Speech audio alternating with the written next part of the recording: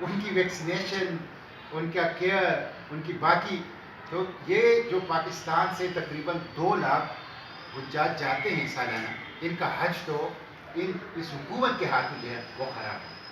سود تو اللہ اور اس کے رسول سے جنگ ہے۔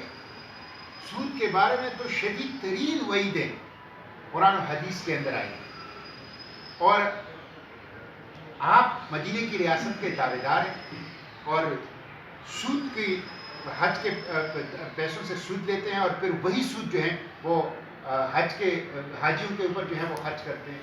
یہ بڑی افسوس کی بات ہے۔ تیسری چیز یہ ہے کہ اس حکومت میں غریبوں کے لیے ایک قانون ہے اور اشرافیہ کے لیے، حکمران طبقے کے لیے دوسرا قانون ہے۔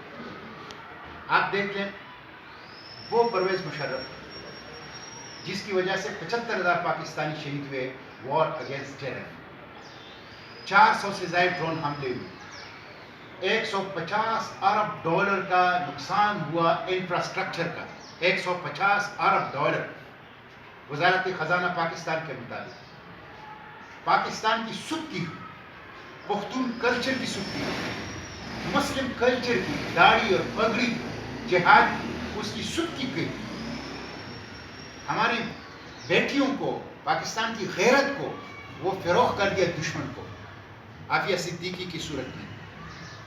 وہ خود واشنگٹن پوسٹ نے اب بتا دیا ہے کہ یہ ایک جعلی جنگ ہے، یہ جعلی جنگ ہے۔ وہ شخص جس نے 2 دفعہ آئین توڑا ہے، آرٹیکل 6 کے مطابق ہائی ٹریزن کا مرتکب ہوا ہے، جب عدالت اس کے خلاف فیصلہ سناتا ہے تو وفاقی حکومت ان کا وکیل بن کر عدالت سے استدعا کرتی ہے کہ پرویز مشرف کا فیصلہ نہ سنیں۔ ایک پرویز مشرف، راؤ انور کو 10 دسمبر کو انٹرنیشنل ہیومن رائٹس ڈے پر امریکہ نے global violators of human rights declare کر دیا۔ Global violator of human rights, امریکہ اس کو global violator of human rights declare کر رہا ہے، اور ان لوگوں نے، اس حکومت نے اس کو VVIP بنایا۔ نقیب اللہ مسعود قبر میں اتر گیا، ان کا والد قبر میں اتر گیا، لیکن اس کے چھوٹے بیٹے کو انصاف نہیں ملا۔